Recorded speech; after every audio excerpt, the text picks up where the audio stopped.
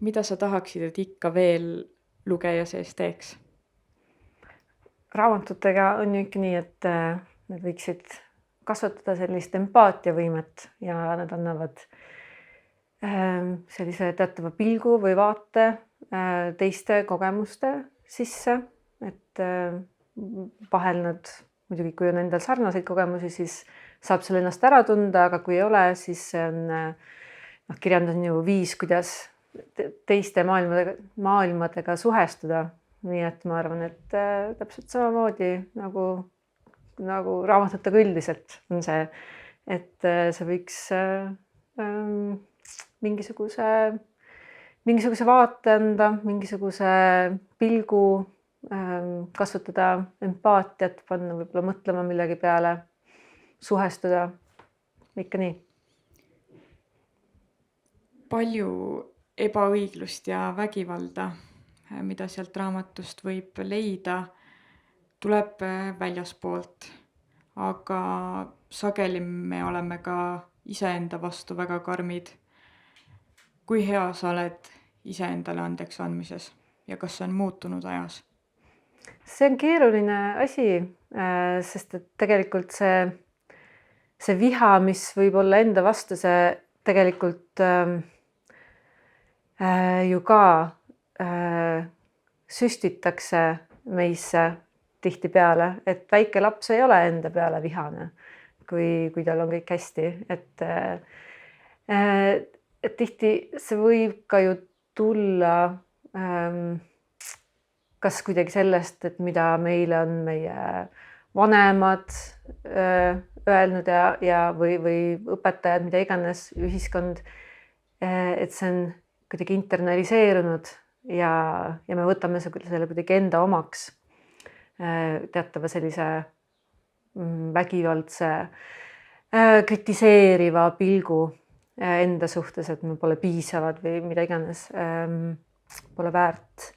Aga jah, et kui seda nagu õppida märkama, et siis on, ma arvan, võimalik sellest vabaneda ka ja leida üles see hoolivam pilk, et tihti on ju ka nii, et lihtsam on teistega olla armastav ja hea ja lahke kui endaga, aga tegelikult me ju ise oleme see väga tähtsad enda jaoks ikka, peamegi olema, nii et siis seda pilku sissepoole pöörata ka, aga et see on kuidagi tuleb ajaga ja tuleb mingisuguse mõistmisega. Jah, on ju selline piiblisalm, et armasta oma ligimest nagu iseennast.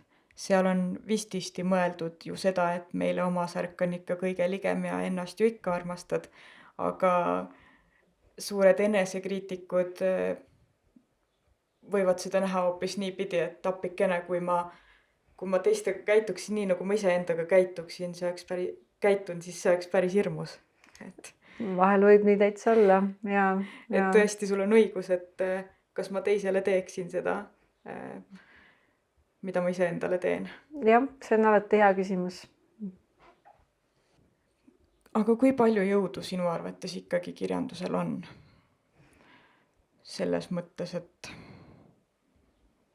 kas siis sõnaga saab lõpuks ikkagi selle ebaõigluse ja nende mustrite vastu ja vägivalla vastu? No ma ikkagi tahan loota, et sõnal on vägi ja jõud. Kas või mõeldes selle peale, et tihtipeale väga selliste, ma ei tea, ka vägivaldsete sündmuste eel on tegelikult hästi vägivaldne kõne. Et päris niisama, et enne, ma ei tea, enne kui hakatakse inimesi tapma, köetakse üles, eks ole, dehumaniseeritakse ja nii edasi. Et selles mõttes, see on tihti väga otseses seoses, et see, kuidas me nagu räägime ja see, milliseid tegusid tehakse. Nii et sõnal nagu on vägi ja noh, kirjanikuna loomulikult ka, et minu jaoks isiklikult see on hästi tähtis, see sõna võim, võimalus sõnadesse panna asju. Ja noh, sest see ei ole ju ka ainult kirja pandud sõna, vaid just nimelt ka öeldud sõna, kõneldud sõna. Ja see, noh, see on see viis, kuidas me oma kogemusi ju saame edasi anda ja vahetada. Ja see viis, kuidas me suhtleme sõna abil. Nii ta on, nii et ma arvan, et aga noh, kui nüüd minna selle kirjanduse juurde konkreetsemalt, siis mulle tundub, et kirjandusel on ikkagi tugev utoopiline potentsiaal, et võimalus ka näiteks sõnastada asju, mis ma arvan, et võiksid olla teisiti, luua ka utoopiaid ja ma arvan, et selles raamatus ikka veel on jah, tõesti palju juttu vägivallast ja sellest noh, ühest küljest sellisest ühiskondlikust poolest, aga ka isikliku külje pealt.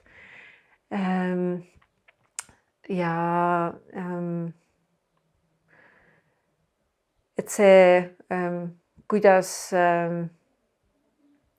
see, et neid asju on nagu võimalik sõnadesse panna, on tähtis ja et neid on võimalik jagada.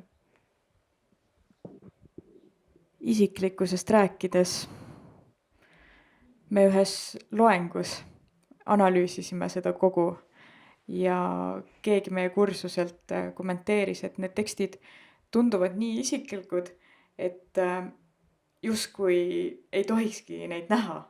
Et need on midagi nii isiklikku, et natukene hakkab nagu ebamugavgi, et ma neid loen, oli see tema mulje.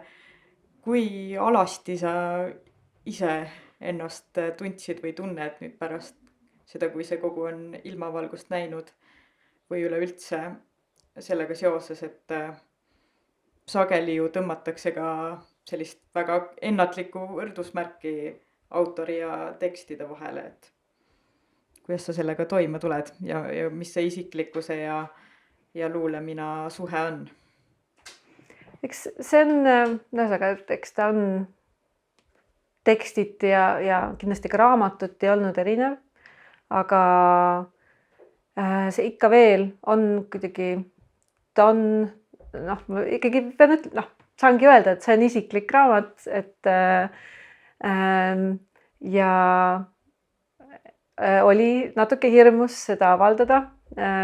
Nüüd, kus on juba mõnda aega olnud väljas, loomulikult, et muutub asi rahulikumaks, aga et mulle tundub, et selline väike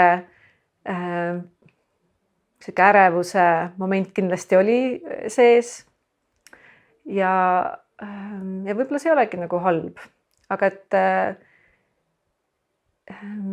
ja see on nagu huvitav, et see võib tekitada ebamugavust, ma arvan, siin on ka sellel temaatikal oma osa, et seksuaalvägivald on midagi, mis on nagu päris suur tabu ikkagi endiselt ja et sellest on nagu keeruline kõnelda ja noh, ka arvustajad kuidagi võivad minna sellisel kuidagi noh, ümber ütleval moel eufemismidega, eks ole, kuidagi rääkida ja samas see on nii levinud asi, see on nii tavaline, et ja siis ongi ikka küsimus, et miks meil on raske rääkida vägivallast.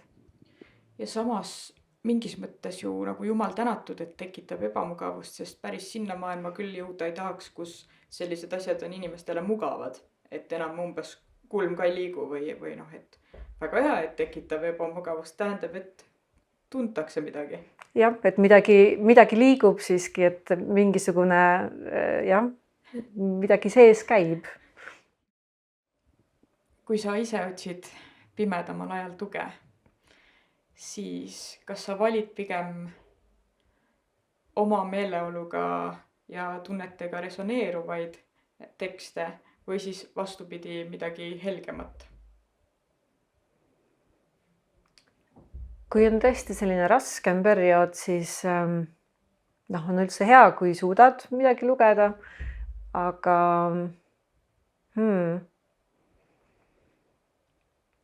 helgeid tekste on võib-olla sellisel ajal kuidagi keeruline ikkagi lugeda, et võib-olla mina olen seda tüüpi, et ma otsin vahel tekstidest sellist sügavust ja intensiivsust ja teatavat nagu tumedust.